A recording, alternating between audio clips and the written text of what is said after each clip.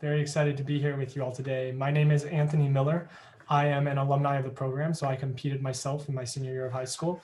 I've spent the past 10 years as a coordinator with the Nevada We the People, or the Center for Civic Education, helping to organize the district and state competitions, as well as coaching teachers and students and helping prepare to go to competition. And this year I stepped down as a coordinator, and this is my first year as a judge at the National. So I'm really excited to be here and hear everything you have to present to us today. You are muted. Both of you are muted, actually. Good morning. I'm in Honolulu. It's still morning. I am Susan Arnett. I'm a criminal defense lawyer and just retired from the public defender's office. I do teach at the University of Hawaii Law School, and I'm very happy. I believe you are Idaho, just to clarify that. And I hope when you introduce yourselves, you'll tell us where in Idaho you're from. Good afternoon. My name's Andy Levy. I'm a trial lawyer from Baltimore, Maryland. And I also teach. Maryland has two law schools, and I teach at both the University of Maryland and the University of Baltimore at alternating semesters. All right, if you would please introduce yourselves and your teacher to us, and then we will begin. All right, I'm Emma Redman. We're all juniors here in Meridian, Idaho, and our teacher is Blake O'Day. Okay. I am Madison Healy. I'm Addie Barker. And I'm Logan Jolette. Okay, wonderful. Thank you all for being here. I will read the question, and then you can go ahead and begin your prepared remarks as soon as you are ready, and the time will begin when you start speaking, okay? Members of Congress are not only legislators, but they are also inquisitorial and should meet frequently to inspect the conduct of the public officers. How effectively do you believe Congress has used its investigatory power? Explain the differences, if any, between Congress's power to investigate and the power of oversight. Which power, in your opinion, is more significant? And how effectively do you believe Congress has used its oversight power? You may begin when ready. We believe that the investigatory power has not been used effectively by Congress at any point in history. From the Mueller report to the Iran-Contra affair, this power has had immense effort put into it with no major consequences for implicated parties. With $25.2 million spent on the Mueller special counsel and around $28 million spent on Lawrence Walsh's 5-year investigation into Iran-Contra, these investigations have used up a substantial amount of money and have had no productive outcomes. The investigatory power has only resulted in either parties being found innocent or taxpayer money being wasted on legitimate investigation, which has only ended in those being investigated claiming that the investigation is a witch hunt. This power has even been used to abuse the public. The 1950s were marked by McCarthy's House Un-American Activities hearings. Attempts to blacklist any American that had been involved in left-wing politics, resulting in artists that contributed greatly to American culture being silenced and doomed to lives of exile from their industries. These issues, along with the ineffectiveness of subpoenas, shows that Congress's investigatory power is now incredibly inefficient and ineffective. The power of oversight is Congress's ability to review, examine, and inspect the executive branch and the agencies inside it. This includes approving Supreme Court nominations, setting the federal budget, and impeaching. The power of investigation is the ability of Congress to investigate the executive branch and anything that has to do with the development of public policy. We believe that the congressional power of oversight is more important than the power of investigation. In recent times, oversight has become more influential than investigation. Examples of this include the Russia investigation and the confirmation of Amy Coney Barrett. The Russia investigation was inefficient and had nothing come of it. Both the House and the Senate had committees for the investigation, but they weren't successful because the people that subpoenaed wouldn't testify. Congress couldn't do anything about the lack of response to the subpoenas, so these investigations lacked needed evidence. The investigation was also clouded by the politics of the current Congress. Before the Democrats took control of the House in 2018, Representative Devin Nunes was running the Russia investigation. Over its course, he was on the side of President Donald Trump and aimed to make him seem like the victim. Once Representative Adam Schiff took over from Representative Nunes, the investigation aimed to make President Trump appear guilty. Depending on who is in control, investigations could have significant differences in outcome. But in the end, the Russia investigation didn't lead to any conclusive outcome. Conversely, the appointment of Justice Barrett did lead to a resolution. Congress was successful in confirming the justice to the court, even with the politics involved and the time constraint of the 2020 presidential election. It took Congress about a month to vote and confirm Justice Barrett to the court. She is now serving and will be for years to come. Oversight was much quicker and more efficient in this case. Even with that said, we believe that Congress has not used its oversight powers effectively. Partisanship in Congress runs deep into the procedural and operational aspects of things, directly affecting efficiency and effectiveness. Recently, we've seen Congress become increasingly reliant on using the federal courts to enforce the legislators' demand for information and testimony. This decreases the effectiveness of Congress's duties within power of oversight and makes the process of checks and balances extremely slow. This is apparent in cases such as Trump v. Mazars, wherein the House of Representatives had issued 4 subpoenas for Donald Trump's financial records, one of which towards Trump's personal accounting firm, Mazars USA LLP. The case began in April of 2019 and was not decided until July of 2020. The legislative branch has also become more passive towards the executive branch.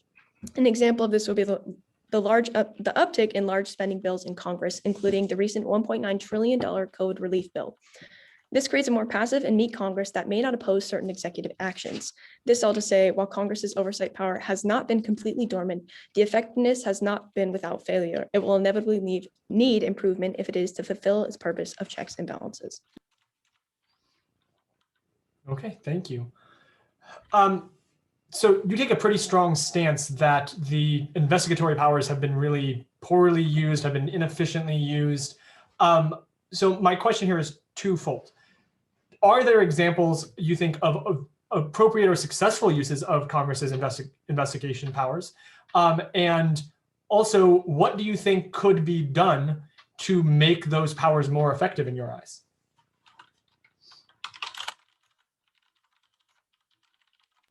Well, we touched on the ineffectiveness of subpoenas issued by Congress, and I personally believe that if we were to have some way for Congress to enforce those subpoenas itself, I know the Department of Justice does have that ability, but if more power is given to Congress to enforce these subpoenas, then I feel like these investigations would be a lot more effective.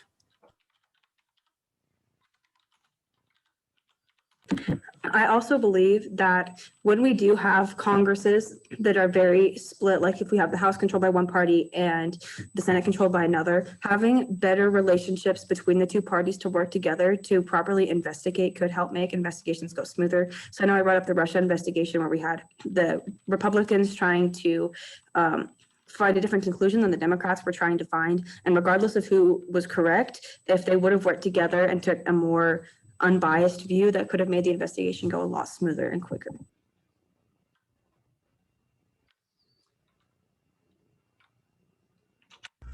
I'm wondering if you look at examples such as the investigation of television in the 50s, I guess, regarding quiz shows. In the 60s, they had the tobacco industry come in to talk about what they knew or didn't know and when about the dangerousness of cigarettes and tobacco. The 70s, baseball players regarding steroid use. Do you see any benefit if that isn't specifically linked to legislation and doesn't result in any action by Congress? Do you see any benefit in Congress using their investigatory power that way? Does it benefit the public or the larger community? I believe that it does, because even if no legislature comes out about what we're investigating, it creates a lot more transparency. Because when we do have to talk about like the talk shows and, you know, giving the answers to the people on the show, even though no legislator was created to combat that, people now knew that they can't trust everything on television. And with the steroids, it's another thing. You can't just trust what people tell you. It creates more transparency for the general public into these institutions that could be problematic or corrupt. And it allows for things to be a lot more clear. I'd even like to add on to that. I think we really see the intention of the investigatory power come through in cases like you've mentioned. And again, it leads back to the point Addie was making. We have a more informed public. If they're choosing to listen to things like this, there's a chance for the public to understand what's actually going on inside the investigatory power of Congress. And then it's kind of up to them on what they want to do, if they want to ask their legislators or, pressure them to make bills like this. So, yeah. So let me, I was intrigued by your reference in your opening to the confirmation of Justice Amy Coney Barrett and comparing the confirmation, as I understood it, comparing the confirmation process, which sounds like you think that did go well or go as intended by the Constitution, with the oversight and investigation function, which, to say the least, you are not fans of. Could you tell me a little bit more about the lessons that we can learn from the confirmation process that could be applied to the oversight and investigation process? I think one of the major lessons we've learned with the confirmation of Justice Barrett was how much politics affect both of these powers. I mean, if you look back to when President Obama was trying to get a confirmation through, I think it was 8 or 9 months before the election of 2016, we got a lot of scrutinization from Republicans because they said that it was too close to the election. But then we saw with Justice Barrett, it was only a month. So I think it really shows how much politics and how that partisanship that we see in Congress and in our government as a whole affects these powers.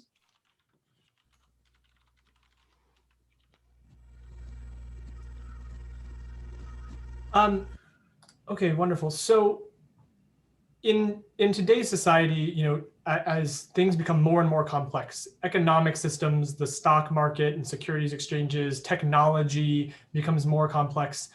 And Congress, for the most part, just continues to get older, I think, right? How can the investigative powers be more effectively used to really inform Congress on the issues that they're writing legislation about? Because it seems like your argument is that they're very often using these for partisan things, they're using them ineffectively. How can we improve on that? Is there a better way for them to do investigations than what they're doing today? Let's maybe think outside the box and be creative.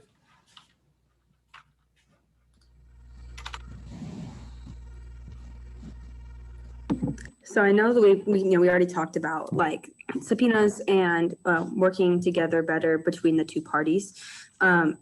But what we could even do is have more, have the members of Congress listen more to their constituents to see what they want to be investigated and try to view that outside of the lens of partisanship. So, especially right now, we're super divided as a country. And so a lot of Republicans try to attack Democrats and a lot of Democrats try to attack Republicans. And if you have constituents who have strong political beliefs about the parties, you could see this influenced if the Congress members do listen to their constituents.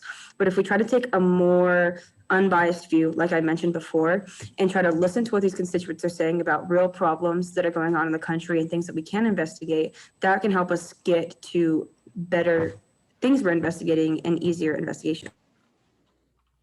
Following up on Mr. Miller's question, some of the issues like climate change or COVID or the tech companies are very technical. They're scientific, they're medical, that kind of thing. So a constituent might suggest an issue, but do you have any ideas for, where Congress may not be the most informed factually on the issue that they're looking at? What can they do? Do you have any ideas?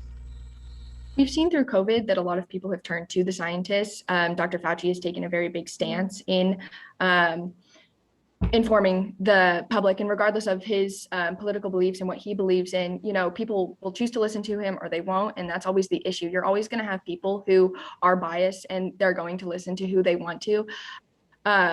But I think in situations like this, we need to listen to the professionals. Congress might not always be the most informed on these certain issues like COVID-19 or these technological issues. So we need to listen to the people who know best, the professionals and the people more knowledgeable in those situations. And I think that delegating investigation or delegating those investigations to people who know and are more knowledgeable would be a better idea because they have that information.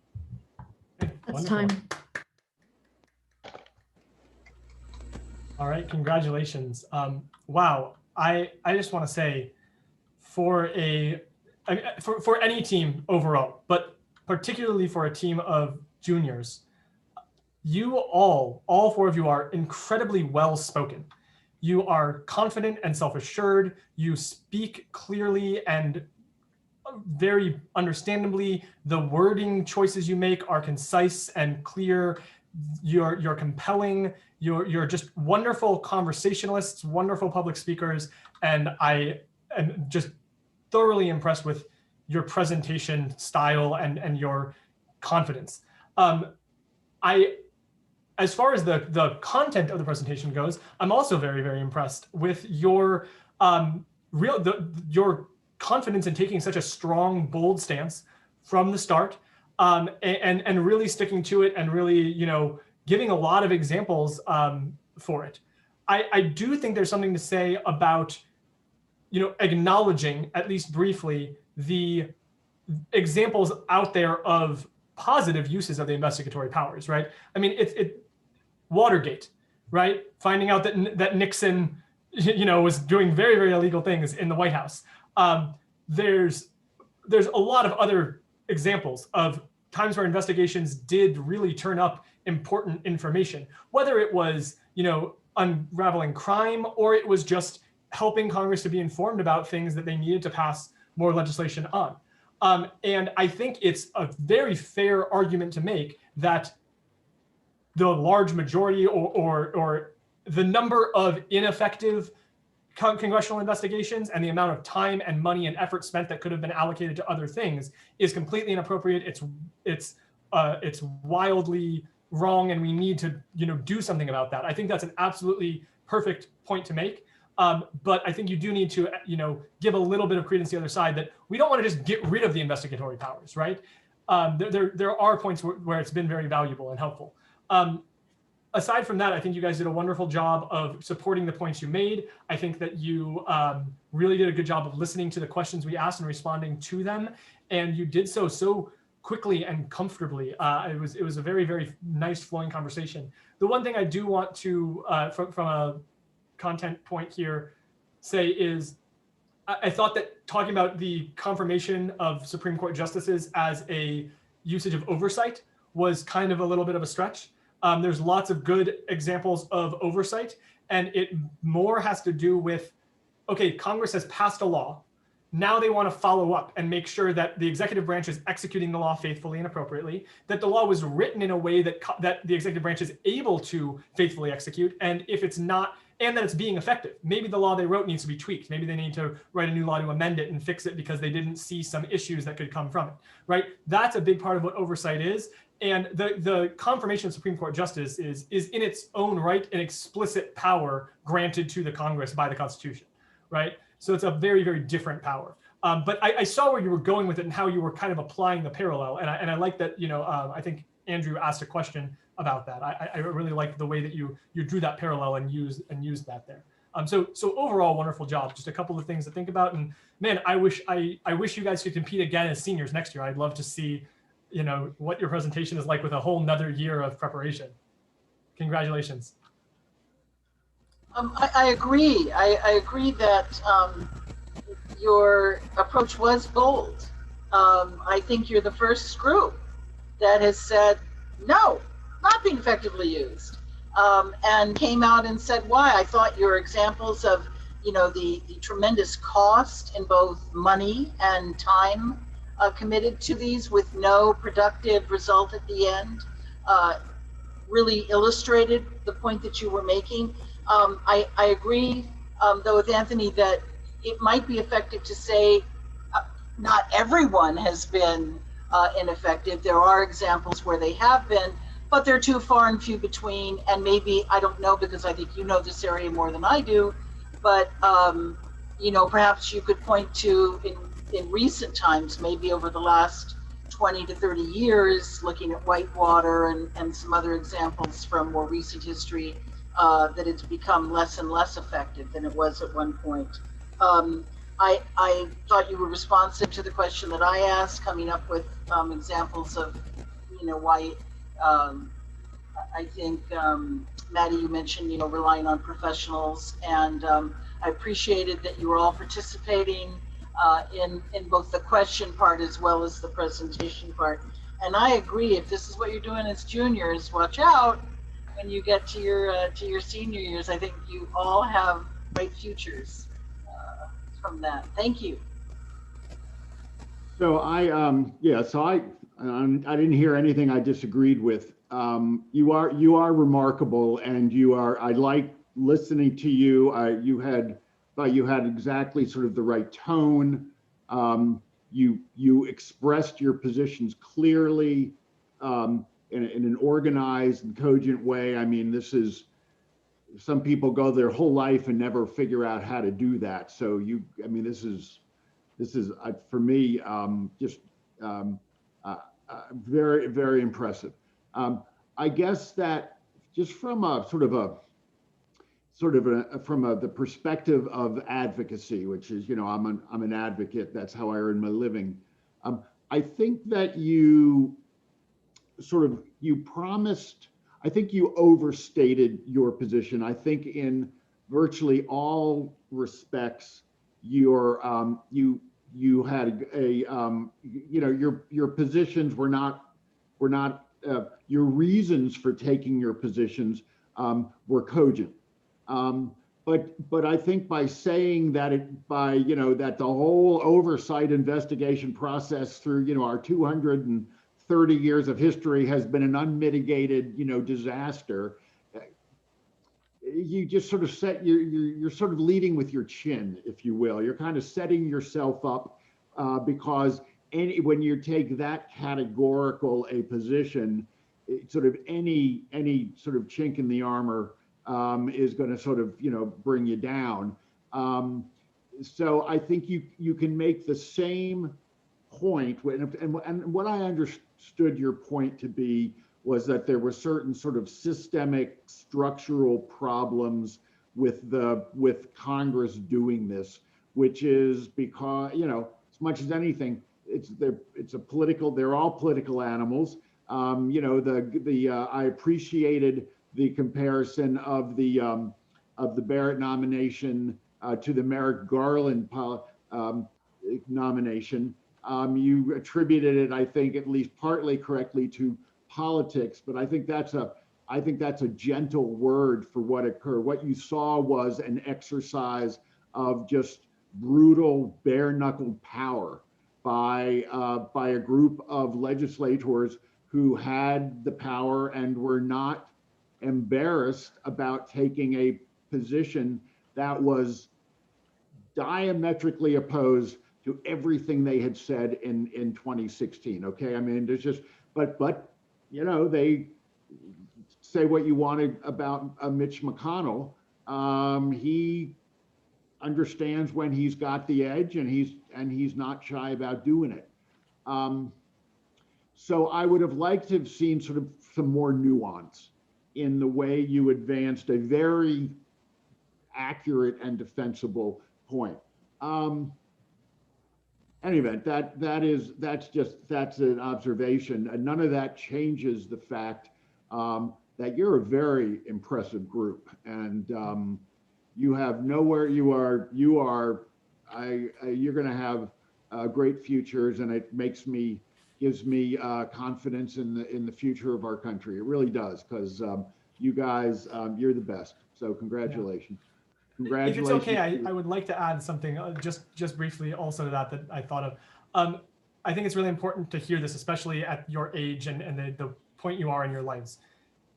This competition, I think way more than anything else, it teaches presentation skills, it teaches critical thinking, it teaches about systems of government. But I think more than anything else, the key takeaway here is that every single one of these issues and every other political issue that comes up for the rest of your lives has way, way, way more nuance than you ever realize it has.